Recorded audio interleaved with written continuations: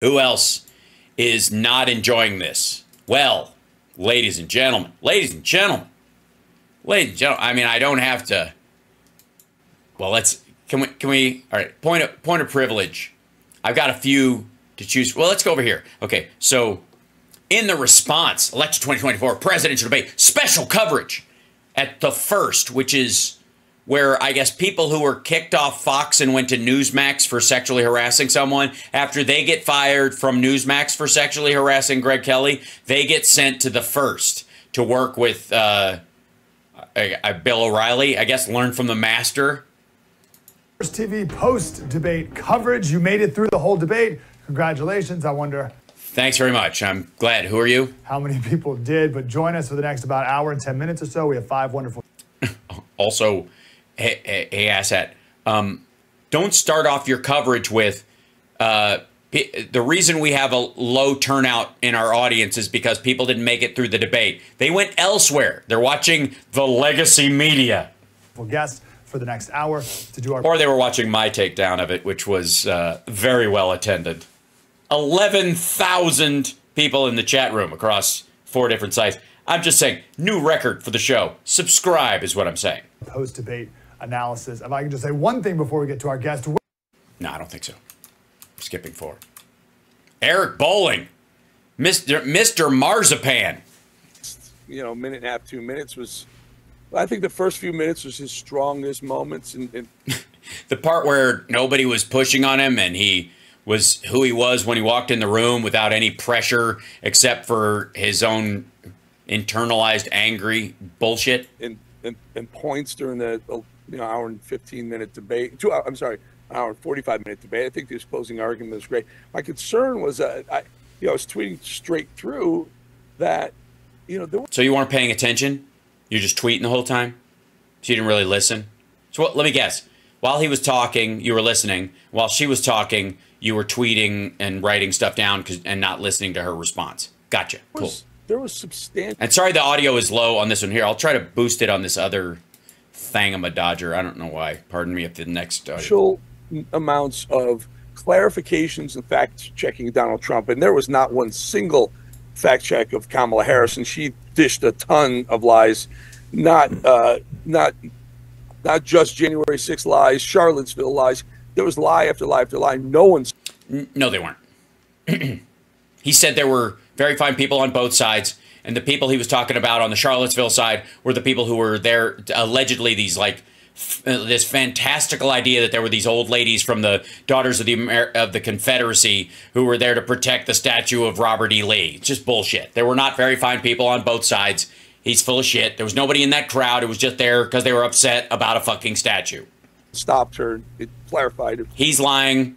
Eric Bolling's lying. This is a lame lie. The more you watch that clip, the clearer it becomes that he is not. He's trying to tap dance. I'm not about white supremacists, but they have a point, right? That's not a defensible position. But they certainly did Trump. So it was a tough battle. I think Trump killed it on the economy, and they started that way. And then those abortion and race, and it just became those topics that Americans really don't give that much of a hoot about. They care about. Yeah, chicks, am I right? Yeah, and who cares about getting along with people of other races? I mean, that's such a Democrat thing. I don't even know if other people even think about it. No, nobody Eric Bolling knows works with anybody of a different skin color that ever has a different experience than theirs. They find some black conservatives or something that come around that live and operate in the same circle. You know what I mean? The Clarence Thomas of the world. So what's the difference? We all have the same experience. We all eat at the same steakhouse. About the economy, they care about crime, they care about the border. It seemed like those were the topics that were kind of condensed. And this is clearly a Disney bias towards Kamala Harris. Yeah, that's what it is. It's a Disney bias. They're trying to make a princess out of her. Yeah, we will go over if we have some time later. We'll go over. Yeah, I think you're going to run out of time. I wouldn't really focus on it, honestly. If you got time later, maybe, I don't know. Good energy though. Good energy, bro. You know what I mean? You could tell it went well. Anyways, where are we? I counted 7 corrections that the moderators made. Do you remember back in whenever Mitt Romney was running and Candy Crowley made one and it was this big outrage? These guys made 7 of them tonight. Right. And here's what you do. Give me one of those that they shouldn't have corrected. I'll take the over. David Muir on 7. I mean, there were times where they were just leading her into almost a fact check on her. It was really, really biased. It was almost scripted like a Disney Broadway play. And David Muir does it with such eloquence and such ease. He hit it very well. But I think he does. Yeah, just you know, that's the kind of thing. If you like that kind of thing, if you want to stay working for a big network, you know, who wants that these days? I think the media will give her the lamestream media will give her a major. Lamestream media. Jesus Christ. Do these assholes and Trump have to pay Sarah Palin a finder's fee for those dumbass phrases? Props for getting inside. Let's be honest. I'll be honest with you. Ready? He took her bait. He did. He took her bait. She had the nudges and well, he's good at everything, so he must be a real masturbator.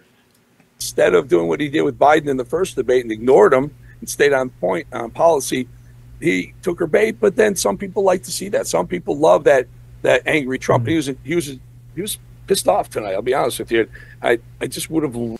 Yeah, some people like to see that towards women. Is what you mean? Rather have seen the other one. Now he may have tapped into what most Americans are feeling.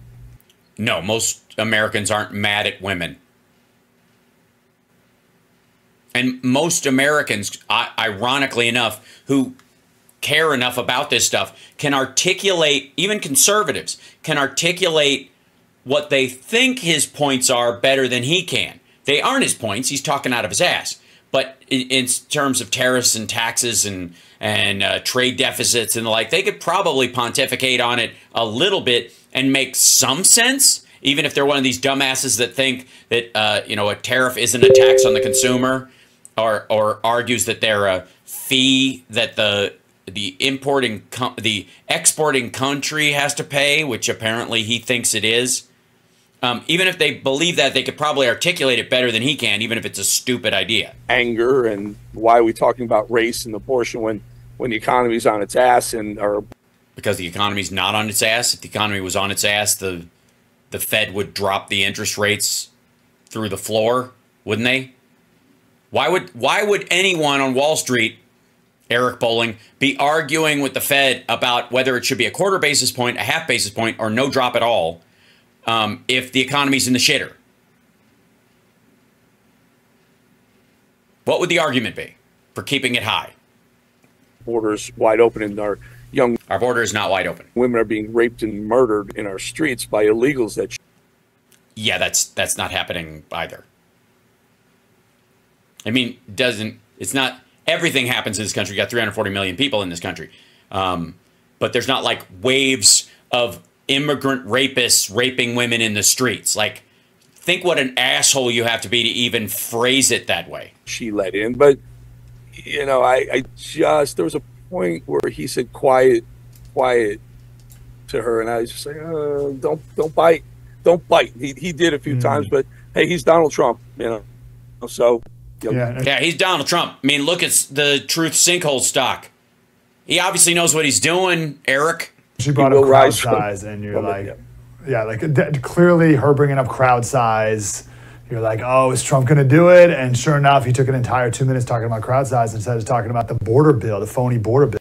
Gee, it's almost like it paints a picture of his lack of maturity and inability to handle stress and how easy he is to provoke, and probably you shouldn't have a person like that in charge of anything that you consider fucking meaningful. I don't know why that wouldn't. Does that mean anything at all? Yeah. Marley says, "How I'm serious when I tell you your voice attracts all my hummingbirds." It's a compliment. Well, thank you. We have hummingbirds here, and maybe it's because they hear me singing in the house. I miss Chud. I miss Chud a lot. And Chud, when I would sing in the house, Chud thought I was dying. She didn't know why I was making a loud noise, and I think she was tone deaf because I sing very well. And I think she was like, "Are you okay?" Like she would come downstairs and go, "Ow." She's just like making sure, because I'm making a loud noise. She's like, "You're not trapped under something heavy, are you?" Yeah, Miss Chud. Thanks for staying there. Bill that was in D.C., which is the whole basis of Kamala's like, I'm tough on crime, I'm tough on the border, and you're not. Other than laying up bait, how do you think Kamala did from her perspective? Yeah, she was scripted. Everything she delivered was scripted, and you know, rehearsed, focused. You got 90 minutes to make your case in the shortest campaign in American history since fuck Humphrey. What, I don't know what the next like shortest campaign was. You goddamn right you better be rehearsed. You goddamn right you better be focused. The problem he has is he's been around all this time, so he takes it for granted. He will just, like, I could just blather, fuck it. They know what I do. That's my thing. People love me. She did it well, though. I mean, she read her lines. Yeah. Right. Like I said, almost like a Broadway play, and she did it with a smile, and she started out very shaky. You could hear her voice. She was rattled. Her voice was shaky. No, she wasn't. I told you guys earlier, look at where the mic is pointed at Trump. It's right here. It's pointed right at his tie, and it's that far away. She is a different height. Her microphone, and you can barely see it because of her jacket, is right here. It's literally right down the barrel of her mouth. So when she when she swallowed or smacked her lips or anything, it was very loud comparatively. So vocally, it carried that idea. It's kind of like the like Howard Dean scream. Remember when he was like, yeah, like that, and it was isolated from the crowd. And if you had crowd noise mixed in with it, it would sound like, oh shit, he's following this crowd and they're rising up and he's following them, and then he sends them off. It was actually him, you know, doing some he's like pushing them, you know, in this direction. And same thing with Trump. Like now that he's behind the plastic barrier, you don't pick up the plexiglass. You don't pick up the audience noise from his crowd the same way. So he sounds a lot more pathetic in his rallies right now. It was, you know, squishing a couple of words together. You always tell when someone's nervous on TV when they have a line that should be delivered easily, a common line, and they mess up a couple of words. And she was there at the beginning, but she pulled herself together. Yeah, what line would that be of Trump's? What would the dogs line? He did that when he nailed that. Together, gained some confidence, likely because the topics were all geared towards her. Out of that first topic being the economy. I wish they would have stayed on inflation. I wish they would have talked about energy production. You know, why would you want them to talk about energy production when oil production is at its highest ever? Why? Seriously. Do you think Trump even knows it?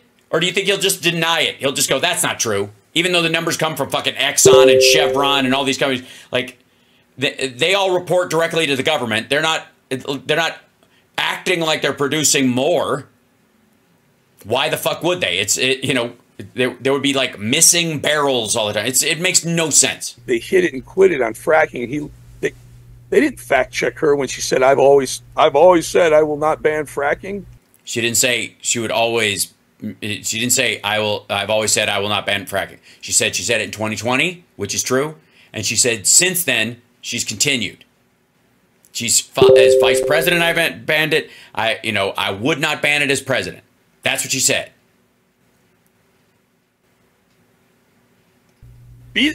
Bull crap, horse crap. She clearly said she was going to ban fracking before she said she wasn't going to ban fracking, but right. And when she said, I'm not going to ban fracking, that started in 2020. And it largely came because of her awareness and growth of the awareness, because we have some in California, but largely it's a northeastern area thing, and a bit of like Montana and Texas too. Wyoming has some fracking as well, but they have a lot of natural gas they can get out without hydraulic fracking, because it's just better ground for it, what have you. Anyways, point being is that as a mitigatory fuel source from darker fossil fuels like coal and oil to cleaner ones, it's a good transition. It is not perfect, but it is better than the alternative, and it is a great way to get there. And you have natural gas buses and all these other things that can help be that are powered by it, right? And that's where she came around on it, which is smart. New information, change your mind. Totally cool. Some reason they didn't clarify her on that one either. Because they didn't have to.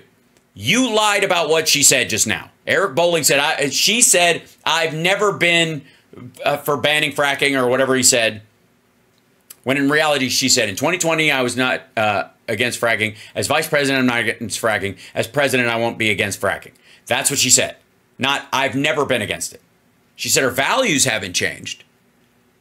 But again, your values can catch up to this like, oh, okay, this is better than oil and coal, and we don't have enough renewables yet. We should probably go with the thing that pollutes less.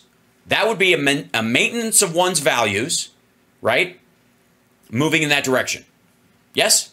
And also, there were improvements in the technology around fracking that decreased the number of earthquakes, which was a big story at the time when she was against it and a bunch of other people were against it. There were, Pennsylvania and Texas that were having earthquakes. It was 3-on-1, and I guess boo fuckity who. He got mad, and that's what people like to see. I would like to see in another Biden debate. All right. You'd like to see another Biden debate. Tough shit. All right. So anyways, that's Eric Bolling's take on this.